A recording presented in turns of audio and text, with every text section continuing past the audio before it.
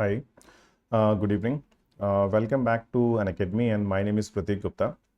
So as you know कि हमने जो सीरीज स्टार्ट कर रखी है regarding the all about international organisation, जिसकी शॉर्ट फॉर्म है हमारी, क्योंकि आज का जो हमारा थंबनेल है उसके अंदर हमने जो अपने लेक्चर का नाम दिया वो दिया है IO. Okay, so it's basically the all about international organisation. So lecture number 5 we are going to today. ओके, पिछले 4 लेक्चर्स में अगर आपको याद होगा तो हमने केवल और केवल अलग अलग बैंक्स के बारे में बात करी है. जैसे हमारा जो पहला लेक्चर था उसके अंदर हमने बात करी थी AIIB के बारे में. ओके, सेकेंड लेक्चर में हमने बात करी थी एशियन डेवलपमेंट बैंक के बारे में. Okay, in the third lecture we discuss about the African development bank.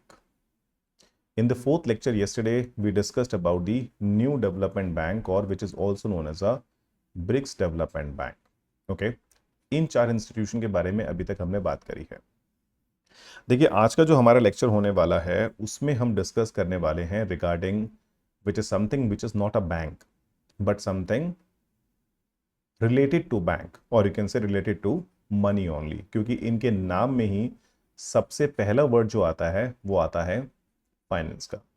सो आज का जो लेक्चर हमारा होने वाला है that is about the financial action task force, FATF. And you know this thing, FATF is playing a very important role at a global level when it comes to taking care or stopping the money to becoming black money. Okay, ठीक है, money को black money से रोकना, that means they are one which is being trying to stop the money laundering at a global level, because you know this thing, money laundering is being done only in case of black money. अगर white होगी तो कोई problem ही नहीं है एक देश से दूसरे देश में भेजने की. And then secondly they are also being trying to stop the money to be used for the purpose of terrorism. So basically two important work that we need to discuss about the FATF is what, that how they've been trying to stop the money to becoming black money and what is the purpose behind stopping the money to become used for the purpose of terrorism financing. तो start करते हैं आज का lecture about the FATF. But before discussing about today's lecture, let me just give you a brief about the Unacademy. So as you know, Unacademy is India's largest learning platform online. Now, why you need to choose Unacademy? Because Unacademy is also being chosen by the toppers. Then you can choose the best of the faculties all across the country. So you also have my name now here as a part of the team of the best educator, Pratik Gupta. So you can simply choose the educator as per your liking. Then you can go for the you can follow us on the Telegram channel and on the community link of the Unacademy app. Then 20% off is going on. So if you go for 24 months, then you will save around 24,000 rupees. And if you go for 24 months in case of plus courses, you will save around 15,570 rupees. And you can use my code for the purpose of getting off, that is PG UPSC. That is my code you can use.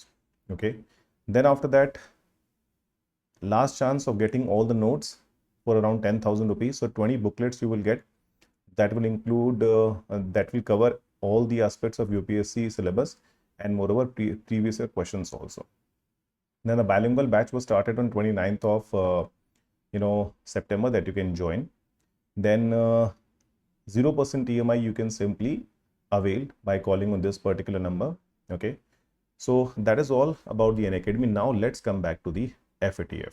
अब देखिए, FATF के बारे में discussion करने से पहले कुछ basic चीज़ें जो हमें जानकारी होनी चाहिए, because we can discuss about the work but we are not able to understand why they are basically doing it. Okay, देखिए, किसी भी कंट्री में आपने देखा होगा कि when the people are earning money, okay, so whatever amount of money you will earn, from that earning you need to pay taxes to the government. Government को आपको टैक्स देना पड़ेगा. Okay, secondly, whatever things you will buy from the market, on that also you need to pay tax to the government. ठीक है, जैसे अगर देखिए मैं अपनी ही बात करूं, whatever amount of money we people are earning by providing guidance to you people, so whatever earning to us, from that 18% GST we people need to pay. वो अलग बात है कि वो जो 18% GST का पैसा है वो हम आप लोगों से कलेक्ट करते हैं और उसके बाद हम गवर्नमेंट को सबमिट करते हैं. बट पॉइंट ये है that we need to pay 18% of our earning in the form of GST to the government of India. Okay. Second thing, after that, whatever amount of money is being left with us, on that we need to pay income tax. और income tax की rate आपको पता ही है 5%, 20%, 30%, और जैसे ही आपकी income 10 lakh रुपए से ऊपर जाती है, you need to pay 30% tax to the government of India. So point is what? We people in India are being paying to you almost, or the government of India almost 48% tax from our earning. सोचिए, अगर कोई बंदा 1 करोड़ रुपए कमा रहा है, so almost you can say 50 lakh rupees is being paid in the form of taxes only. ठीक, तो गवर्नमेंट को अच्छा खासा पैसा मिल रहा है, और इस पैसे का इस्तेमाल गवर्नमेंट क्या करेगी? गवर्नमेंट कराएगी आपकी भलाई के लिए, इस पैसे का इस्तेमाल करेगी. Don't take me otherwise if I am laughing, but you know this thing, there is a lot of mismanagement when it comes to using this money by the government of India and moreover the state government. But the point is, हम पैसा government को देते हैं और government से expect करते हैं कि गवर्नमेंट उस पैसे को ठीक से इस्तेमाल करेगी.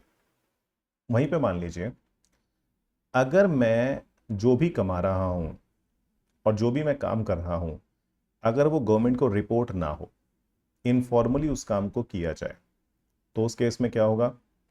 मान लीजिए जब मैंने आपको सर्विस प्रोवाइड करी, और सर्विस प्रोवाइड करने के टाइम पे मैंने क्या किया, उस पैसे को, यानी कि जब मैंने आपको सर्विस प्रोवाइड करी, so at that point of time imagine there is no receipt is being given by me to you. मैंने आपको उसकी कोई भी पर्ची नहीं दिया, आपने पैसा दिया कैश और मैंने रख लिया, गवर्नमेंट को पता ही नहीं लगा, तो जीएसटी गया ही नहीं. फिर उसके बाद अगर ये चीज रिपोर्ट ही नहीं हुई है कहीं पे भी, तो उस केस में क्या है, मैं उस पर गवर्नमेंट को टैक्स भी नहीं दे रहा, तो उस पर इनकम टैक्स भी नहीं गया. सो point is what, the entire earning which is being earned by me is not being reported to the government, और जो पैसा है वो हो गया आपका black. So black money is one on which taxes are not being paid. ठीक है, अब देखिए, इस ब्लैक मनी को अगर मैं अपने देश में यूज करना चाहूं, so obviously I can use it for the purpose of cash transaction. मुझे कुछ खाना है, मुझे कुछ पीना है, that means small small amount of transactions I can do. But when it comes to doing big transactions, like when it comes to buying a property, when it comes to using this money for the purpose of investing in the stock market, यानी कि अगर मुझे उनसे कुछ asset create करनी है, like for example if I want to buy a car, okay, if I want to buy let's suppose a helicopter, और if I want to simply invest in any company, मुझे उसके stocks खरीदने, कुछ भी करना है, तो उस केस में क्या है, इस पैसे को मैं इस्तेमाल नहीं कर सकता, because if I do it then the government will get to know and the government will take an action against मी.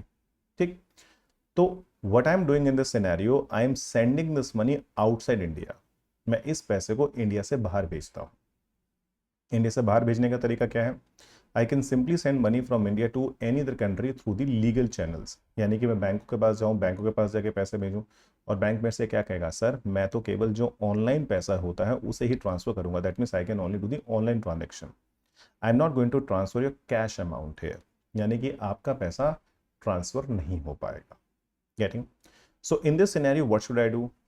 अब देखिए यहाँ पे रोल आता है हवाला ट्रेडर्स का. जो हवाला यानी वो काम करते हैं जो ब्लैक मनी को, काले पैसे को एक जगह से दूसरी जगह सेंड करते हैं. Okay, these people are basically sending money from here to some other country. और देखिए, जब पैसे को इलीगली एक जगह से दूसरी जगह भेजा जाएगा, तो उसको आप बोलते हैं मनी लॉन्ड्रिंग. यानी कि मान लीजिए आपने इंडिया से पैसा भेज दिया USA, you are sending money from India to, let's suppose you are sending money to USA. अब यूएसए पैसा जाके आपने क्या किया, you did with what you did there, with the help of certain means over there, you simply converted that money which is again in cash. क्योंकि देखिए, अगर आप यहाँ से कैश में पैसा भेजेंगे तो अमेरिका में भी आपको पैसा कैश में ही मिलेगा. But there are certain ways by which you can simply deposit this money into some accounts, and then after that you can simply convert into white and then take this money back in our country. अब वो जो तरीके वहां पे white करने के, वो तरीके यहाँ पे भी अपनाए जा सकते हैं. Point is that things can be easily brought here. बट देखिए पॉइंट क्या आता है यहाँ पे, अगर आपने इन तरीकों को यहाँ पे अपनाया तो ज़्यादा चांस है कि आपकी वो चीज़ें पकड़ी जाएं, और जैसे ही पकड़ी जाएंगी उस पर तुरंत एक्शन ले लिया जाएगा. But in case if you doing these things outside, तो उस केस में ऐसा लगेगा कि ये पैसा तो बाहर से आ रहा है, और वहाँ पे आपने क्या किया है क्या नहीं किया है वो हम यहाँ बैठ के कैसे पता लगाएं. So in this case there is a comparatively lesser chance to detect such kind of a thing कि this money which is being coming to our country from outside is basically being converted through illegal means there. अब देखिए India में बैठ के US की चीज़ों का कैसे पता लगाएंगे, ठीक है। अब यूएस की गवर्नमेंट थोड़ी आपको बताएगी कि इस बंदे ने ऐसे ऐसे पैसा डिपॉजिट किया है। So point is what, it is comparatively easy and the government got to believe that yes this money is being coming from outside, the money has to be good only. तो यहाँ पे देखिए FATF का role आता है कि FATF, ये जो पैसा इंडिया से यूएस गया है और जो यूएस से इंडिया वापस आ रहा है काला पैसा वाइट बन के, इसको रोकना है। Okay, that is called as a money laundering. So as you can see the first task is what, the financial action task force is a global money laundering and terrorist financing watchdog. अब हो सकता है वो जो पैसा basically हम लोग use करने वाले हैं जो यहाँ पे आने वाला है, देयर माइट बी पॉसिबिलिटी कि जब उस पैसे को यूएस भेजा जाए, क्योंकि देखिए काला पैसा है, यूएस भेज के पॉसिबिलिटी है कि अगर मान लीजिए यहाँ से किसी एक एजेंसी ऐसी एजेंसी ने यूएस पैसा भेजा जो एक टेररिस्ट ऑर्गेनाइजेशन है इंडिया के अंदर, क्योंकि जो एक सीक्रेटली चल रही है और हमें पता नहीं है, और उनका काम यह है कि अब उनको यूएस में ये सब दहशत फैलानी है। So what they will do, यहाँ से पैसा भेजा, वहां पहुंचा और वहां पे जाके now with this help of this black money or the other, which they're being able to get the money in dollars, now they will start buying the arms and ammunition and to plan certain terrorist attack. तो इनका काम है कि इस तरह से पैसे की आने जाने को रोका जा सके, so that this money can't be used for the illegal purposes, and the second thing that this money can be used for the purpose of should be stopped using for the purpose terrorist financing. 2001 में आपको पता ही है what happened at a global level, so उस चीज को ध्यान में रख के इन सब चीजों को इनिशिएट किया गया था। Now second is about what FATF, the intergovernmental body sets international standards that aim to prevent these illegal activities and the harm they cause to society. क्योंकि आप जानते हैं, देखिए अगर वहीं पे टैक्स पैसा पे किया गया होता तो उस टैक्स को गवर्नमेंट ने इस्तेमाल करके हमारी भलाई में उस पैसे को लगाया होता, तो अगर वो उस पर टैक्स नहीं पे किया गया तो कहीं ना कहीं मान के चलिए नुकसान तो हमारा ही है। Getting, as a policy making body, the FATF works to generate the necessary political will to bring about national legislative and regulatory reforms in these area. कहने का मतलब क्या है, जो कंट्री FATF के मेंबर हैं, they basically try to bring strong laws in all the countries at a global level that these kind of things can be stopped. यानी कि अब जैसे इंडिया में इनमें लॉ बनाए हैं, उस लॉ के बारे में आने वाली डिस्कशन के अंदर बात करेंगे। तो पॉइंट ये है कि ये चाहते हैं ग्लोबल लेवल पर सारी कंट्री कोऑपरेट करें एक दूसरे के साथ कि इस तरह की चीज़ों को रोका जा सके। क्योंकि देखिए ऐसा नहीं है कि अगर ब्लैक मनी किसी XYZ कंट्री जो अफ्रीका में वहाँ पे अगर अर्न हो रही है तो उसका खतरा इंडिया में नहीं है, ये बात नहीं है। The basically this kind of problems are there because network इन लोगों का ऐसा होता है कि ये पैसा बड़े आराम से एक जगह से दूसरी जगह भेज देते हैं, and I am telling you they are very fast when it comes to sending money. Now see, with more than 200 countries and jurisdiction committed to implementing them, the FATF has developed the FATF recommendations or FATF standards, which ensures a coordinated global response to prevent organized crime, corruption and terrorism. ठीक, तो देखिए FATF का काम क्या है, mainly black money को एक जगह से दूसरी जगह जाने से रोकना, कि उस पैसे को रोक कर अगर उसका कुछ गलत इस्तेमाल होने वाला है तो वो उसका गलत इस्तेमाल ना हो। एक आधी इलस्ट्रेशन के साथ आपको आगे और बताऊंगा कि काम कैसे होता है और कैसे कैसे चीजें चलती हैं। Now facts about FATF. The FATF was established by the G7 summit that was held in Paris in July 1989. तो इसलिए ध्यान में रखिएगा कि FATF का हेडक्वार्टर भी पेरिस के अंदर ही है। And the current head of the FATF is T. Raja Kumar. अब जैसे नाम सुनते हैं तो हमें लगता है कि भैया T. राजा कुमार है तो इंडिया के होंगे। So basically he is a person from Singapore. Okay, and he is the head of the FATF. After this, if we talk about, it is an intergovernmental organization founded in 1989 on the initiatives of G7 to develop policies to combat money laundering. In 2001, its mandate was expanded to include terrorism financing. 2000 में, since 2000, they are maintaining something called FATF Blacklist, formerly called the Call of Action, and FATF Grey List, formerly called the Other Monitored Jurisdiction. Okay. Currently in FATF you have 39 members, 37 are country and 2 are regional organization. और ध्यान रखिए इन 37 countries के अंदर India भी इसका member है। So again you can say from the examination perspective, FATF के full form prelims में हेडक्वार्टर कहाँ है, हेड कौन है, कब बना था, किसके इनिशिएटिव पे बना था, मेन टास्क क्या है, that to simply stop the money laundering at a global level and to stop the terrorism financing. Black list क्या है, ग्रे लिस्ट क्या है, ये मैं भी आपको बताऊंगा। Beside that, what are the two regional organizations which are member to the FATF? So one is European Commission and the second is GCC. GCC के बारे में जानते हैं, Gulf Cooperation Council. Getting what I am saying? So that is one thing. अब देखिए आगे बात करते हैं। ये है इनकी ग्रे लिस्ट और ब्लैक लिस्ट। देखिए ये ब्लैक लिस्ट और ग्रे लिस्ट है क्या FATF के केस में, ये मैं आपको ब्रीफ में बताता हूँ। एग्जाम्पल लेते हैं। देखिए मान लीजिए कि आपकी सोसाइटी में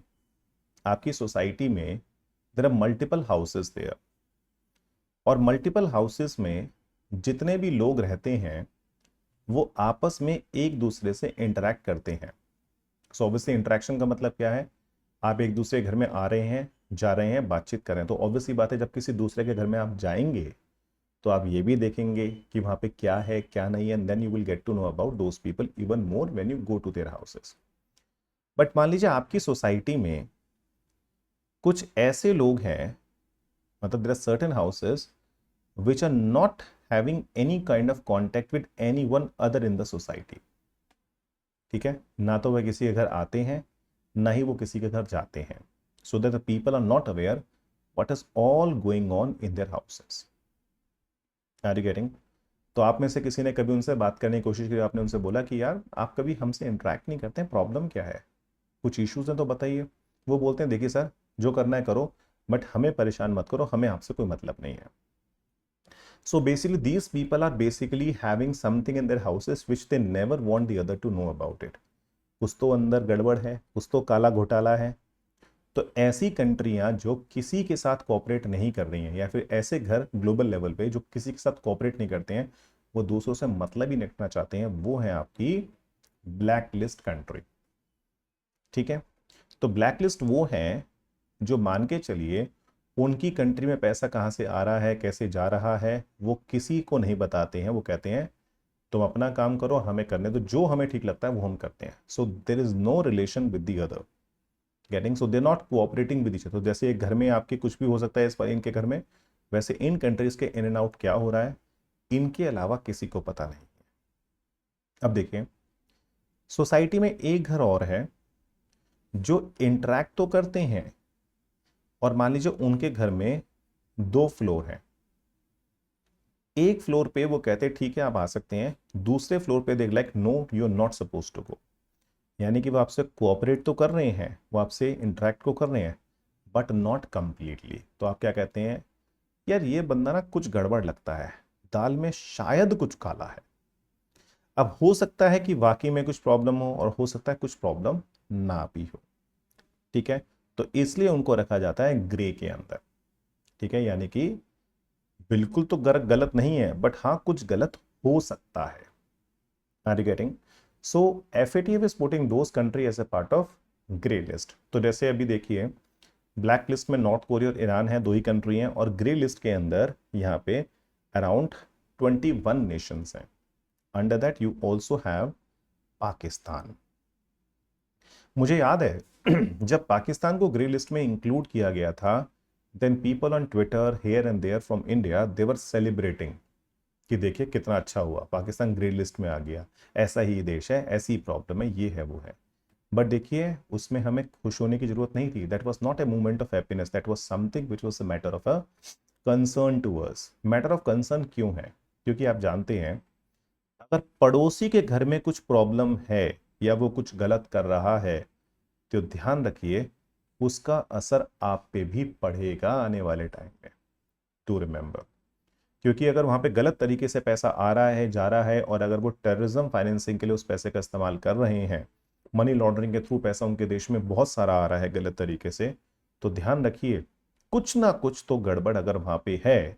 क्योंकि देखिए पाकिस्तान के केस में क्या है, वो कोऑपरेट तो कर रहा है FATF के साथ बट FATF को कंप्लीट कोऑपरेशन नहीं कर रहा है। अब जैसे देखिए कंप्लीट कोऑपरेशन का मतलब क्या है, FATF चाहता है कि हमारी एक टीम पाकिस्तान में जाए और जाके ये देखे कि whatever things which we want a country to implement, कहते नहीं कहते कि आप जाके देखना चाहते हैं कि जो लॉज आपने बनाए मनी लॉन्ड्रिंग के वो आपने ठीक से इंप्लीमेंट किए या नहीं किए हैं.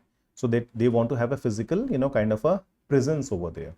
So that is not happening in case of Pakistan. तो उस केस में मान के चलिए, देखिए, और ये आप बहुत अच्छे जानते हैं कि only making law is something which is not sufficient. Implementation of law is even more important. And you know this thing, no policy can be good or bad unless until the implementation part you will not talk about. And you also know this thing, implementation part will make a good policy even much better, and implementation part will make a very good policy even a worse. That was also being said by Mahatma Gandhi साहब, when the Constitution of India was made, कि अगर अच्छे लोग constitution बना रहे हैं तो ज़्यादा डिपेंड इस बात पे करेगा कि इंप्लीमेंट करने वाले लोग कौन है. एक अच्छा कॉन्स्टिट्यूशन अच्छे लोग इंप्लीमेंट करेंगे तो बेहतरीन कॉन्स्टिट्यूशन कहलाएगा, और एक अच्छे कॉन्स्टिट्यूशन को अच्छे लोग इंप्लीमेंट नहीं करेंगे तो वह अच्छा कॉन्स्टिट्यूशन भी आपका अच्छा नहीं माना जाएगा, वो बेकार माना जाएगा. सेम चीज देखिए यहाँ पे है. तो ये तो वो हैं जो कोऑपरेट करने को तैयार ही नहीं है, यानी कि ये वाला घर, और ये वो लोग हैं जो कोऑपरेट कर रहे हैं but not completely. That's why they being putted under the grey list. तो देखिए, मेरा मानना तो ये है कि पाकिस्तान अगर ग्रे लिस्ट में, तो हमें खुश होने की नहीं, इसमें हमें कंसर्न होने की बात है. क्योंकि आप जानते हैं हमारे देश में जितने भी टेररिस्ट अटैक्स होते हैं, जितनी भी प्रॉब्लम्स होती हैं, बॉर्डर जिस तरह से हमारा पाकिस्तान के साथ है, वो प्रॉब्लम्स और ज़्यादा. But that is about both the list of FATF, that is your black list and the grey list. अब देखिए आगे बात करते हैं. अब देखिए नेक्स्ट जो हमने being a member of the FATF, कि what kind of laws we have enacted in case of our country to simply stop the money to becoming black money and moreover to stop the money laundering. So the law that we have is basically the PMLA Act, Prevention of Money Laundering Act 2002, which is an act of Parliament of India enacted by NDA government to prevent money laundering and to provide the confiscation of property derived from money laundering. यानी कहने का मतलब क्या है कि हमारे India में अगर किसी ने गलत तरीके से इंडिया में पैसा मंगवाया है, that means to the money laundering. सो इस केस में अगर जो भी असेट उन्होंने प्रोवाइड यहाँ पे खरीदी है, जो भी असेट में उन्होंने इन्वेस्ट किया है, उसको गवर्नमेंट अपने कंट्रोल के अंदर ले लेगी. ठीक है, I hope you getting what I am trying to say. Then PMA rules notified there came into force from 1st July 2005, and that is what the intelligence unit has been created by the government of India under this particular law called PMLA Act. Okay. Website का नाम यहाँ पे दिया गया है कि अगर आप इस वेबसाइट के एड्रेस को अपने यहाँ पे टाइप करेंगे अपने कंप्यूटर में, and you will try to find it out, then you will get good amount of information here कि सारा का सारा ये जो एजेंसी है, जो यूनिट है, वो काम कैसे करती है. ठीक. Moreover the PMLA seeks to combat money laundering in India and has three main objective. So what are the main objective? To prevent and control money laundering, to confiscate and seize the property obtained from the money laundering, and to deal with any other issue connected with money laundering in India. इन तीन चीज़ों के बारे में यहाँ पे बात की जाती है. अब देखिए, मैं आपको एक प्रैक्टिकल एग्जांपल देके समझाता हूँ कि मनी लॉन्ड्रिंग होती कैसे है, कैसे उस पैसे को ब्लैक से वाइट किया जाता है, और कैसे उस पैसे को वापस अपने देश के अंदर मंगवाया जाता है. Okay, that is also having certain amount of word here which is known as a round tripping here. ठीक. देखिए, आप लोगों ने बाई चांस अगर एक मूवी देखी हो, जिस मूवी का नाम था शिवाजी, रजनीकांत साहब ने इस मूवी में काम किया था, और इस मूवी के अंदर दिखाया गया था कि कैसे यहाँ से पैसा भेज के वापस इंडिया में मंगवाया जाता है और उसको फिर अलग अलग जगह पे यूनिवर्सिटी वगैरह बनाने में इस्तेमाल किया जाता है. So that is what he did, was shown as a very good thing as a part of, to do something for the poor people. But देखिए कितना सही है कितना गलत है वो तो आप डिसाइड करेंगे, क्योंकि मूवी में उसमें जिस तरह से चीज़ें दिखाई गई थी करप्शन के बारे में, that was really really bad. और देखिए कहीं ना कहीं सिचुएशन भी काफ़ी गंभीर है देश में, अलग अलग जगह अलग अलग चीज़ों को लेके.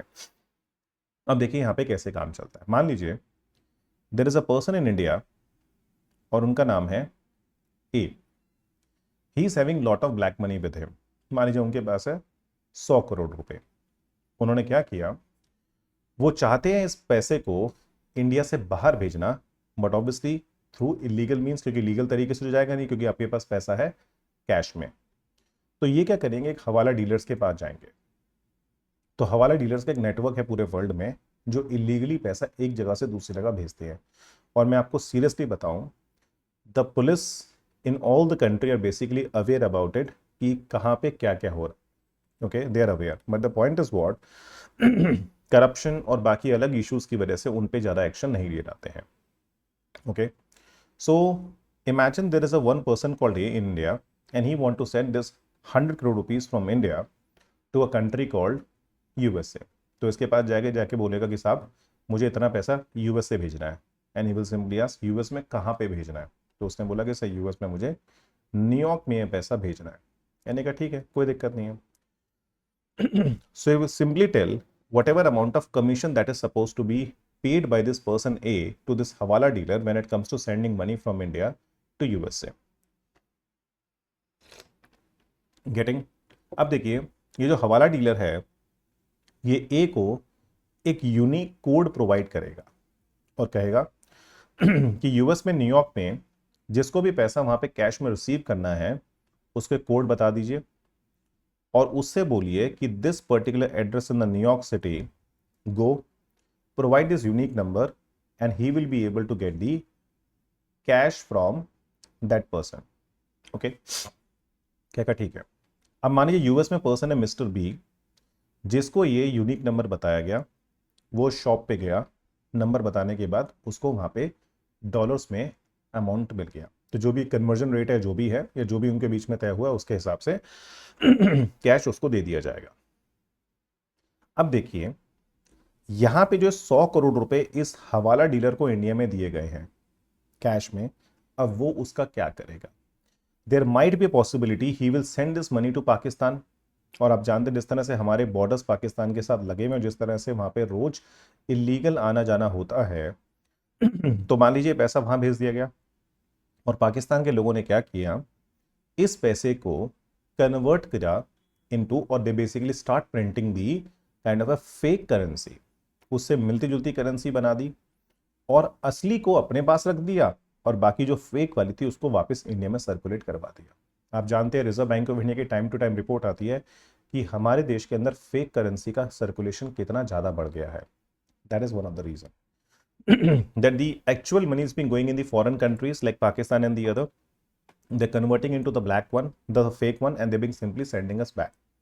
अब जो रियल उनके पास रह गई है उससे वो क्या करेंगे, with the help of this money the terrorist organizations over there, they will simply buy the arms and ammunitions from the different countries, maybe let's suppose from country like China, maybe country like let's suppose Bangladesh and the other, and then they will spread terrorism in case of our country. तो देखिए यहाँ पे इस चीज को रोकना काम है FATF का. FATF चाहता है कि हर कंट्री में इतने स्ट्रॉन्ग लॉ हो कि इस तरह की चीजों को रोका जाए. अब न्यूयॉर्क में जो बी ने यहाँ पे पैसा रिसीव किया है, व्हाट ही विल डू, वहां पे उसका एक ग्रुप होगा बहुत सारे लोगों का, उनसे बोलेगा ये छोटे छोटे अमाउंट में इनके बीच में पैसा डिस्ट्रीब्यूट किया जाएगा और इनसे बोला जाएगा कि इस छोटे छोटे अमाउंट को आप अपने बैंक अकाउंट्स के अंदर डिपॉजिट करो. और डिपॉजिट करने के बाद, क्योंकि देखिए बड़ा अमाउंट डिपॉजिट करेंगे तो पकड़ा जाएंगे, और अगर छोटे छोटे अमाउंट $100 $200 करके अगर वो डिपॉजिट करेंगे तो उनको पकड़ा नहीं जा सकेगा. तो ये क्या करेंगे, छोटा छोटा अमाउंट डिपॉजिट करेंगे और उसके बाद they will give them a common account where they need to transfer this money into the name of some sort of donation you are providing. Donation दे देके छोटा छोटा अमाउंट को इन्होंने एक अकाउंट में, कॉमन अकाउंट में ट्रांसफर कर दिया और अब इस अकाउंट से ये पैसा इंडिया में चैनलाइज हो जाएगा, may be through stock market investment और may be through the investments in Indian companies, okay, in the name of FDI and the other. So point क्या यहाँ पे देखिए निकल के आता है कि हमारा पैसा जो इंडिया में था वो यूएस गया और घूम के वापस हमारे देश में आ गया. नाम आपने क्या दिया यहाँ पे, round tripping. Okay, round tripping का नाम दिया. ठीक. सो देखिए FATF चाहता है, जो FATF है वो चाहता है कि जो भी कंट्रीज हैं ग्लोबल लेवल पे वो इस तरह के आने जाने के पैसे को रोका जाए. ठीक. अगर देखिए यहीं पे ये ट्रांजैक्शन प्रॉपर तरीके से, लीगल तरीके से की जाती तो क्या होता कि जिसने कमाया है उसको करीब करीब 40 से 50% इसके ऊपर टैक्स देना पड़ता. That means the person would have around only 50 to 60 crore rupees with him. और अगर इस पैसे को अगर बाहर भेजेंगे लीगल तरीके से तो कोई इश्यू ही नहीं है. You just need to go to a particular bank because the money is in the bank account and then you can transfer the money. But सब कुछ इलीगल होने की वजह से गवर्नमेंट को भी नुकसान है टैक्स का, आपको भी नुकसान है लॉ एंड ऑर्डर का, और मान के चलिए आने वाले टाइम में जो आने वाली जनरेशन है उनको भी नुकसान है. आज देखिए इंडिया की बात करें हम, तो हमने लॉ तो बना दिया। लॉ आप जानते हैं, लॉ हमने कब बनाया? लॉ हमने 2002 में बनाया, इंप्लीमेंट भी 2005 से कर दिया। बट भैया लॉ का इंप्लीमेंटेशन इतना पुअर है, इतना पुअर है, क्योंकि देखिए आप लोग भी बहुत अच्छे से जानते हैं कि मेनली जो ब्लैक मनी है, मेनली जो पैसा गलत तरीके से बाहर भेजा जाता है, वो या तो हमारे देश के जो अलग अलग लीडर्स हैं, okay, because you know this thing, they have lot of money with them. जैसा कि आप पूरी हिस्ट्री जानते हैं कि जितने भी लोग हमारे यहाँ पे पार्लियामेंट में जो हमें रिप्रेजेंट करते हैं, they are basically millionaires, they are billionaires people, okay. And then after that you know the big businessman and the other, क्योंकि देखिए नाम पैसा तो इन्हीं के पास है और इन्हीं का नाम ही निकल के आता है। कभी पनामा पेपर्स के बारे में कभी कुछ लीक होता है, कभी कुछ लीक होता है, तो अलग अलग लीकेज में आपको पता लगेगा इन्हीं सबकी इंफॉर्मेशन होती है। और आप जानते हैं लॉ बनाने वालों पे जब उसी लॉ का इस्तेमाल करना है, so think about the implementation part of it. That's why you can से implementation part is very very poor in case of our country.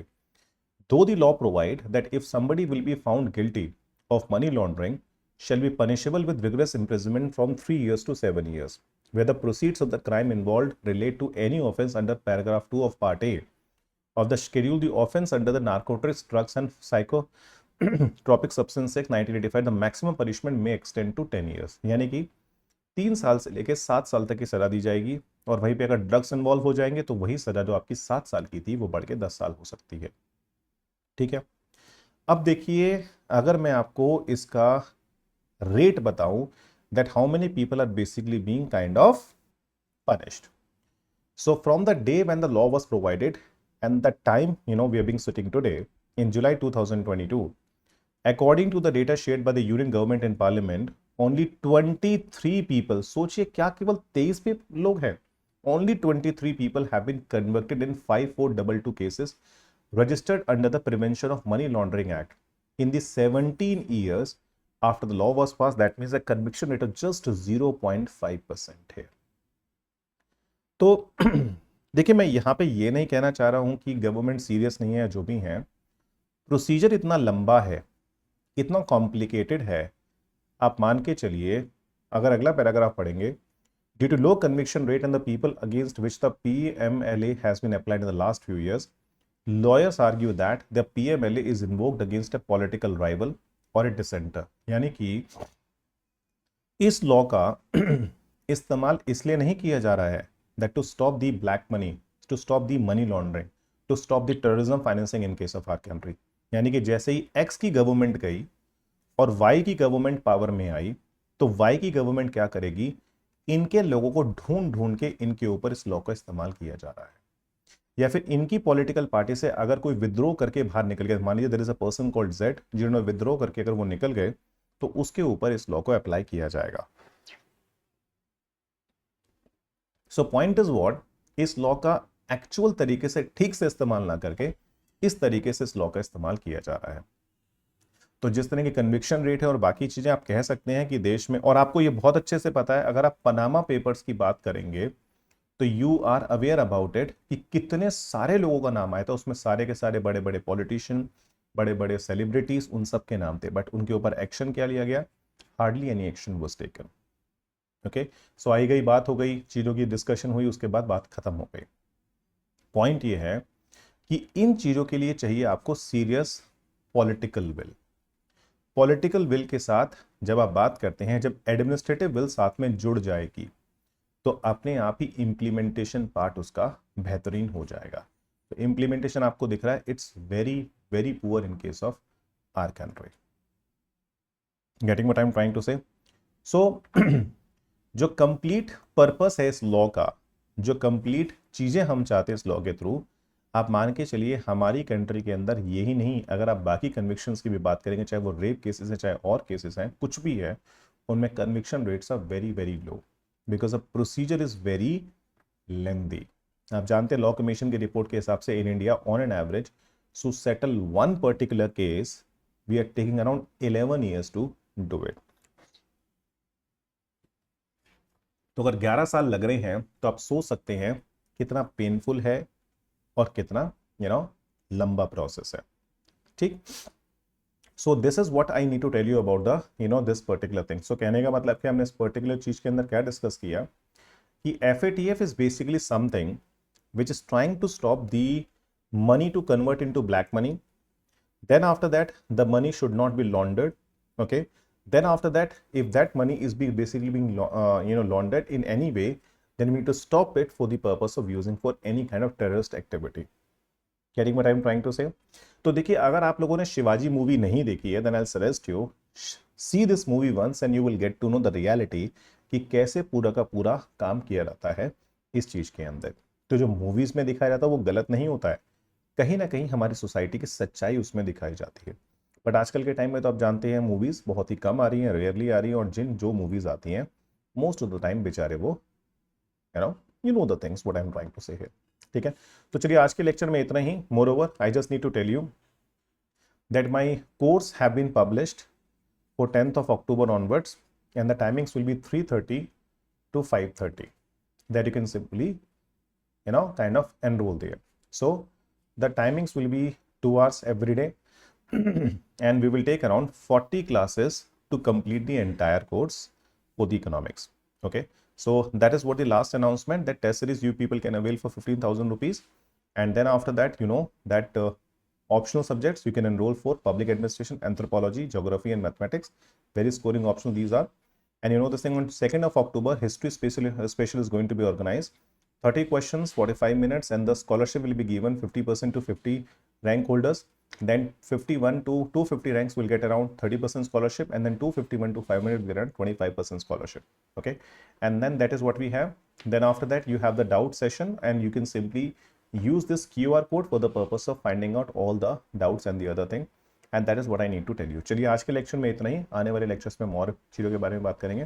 Thank you very much. Take care and bye bye.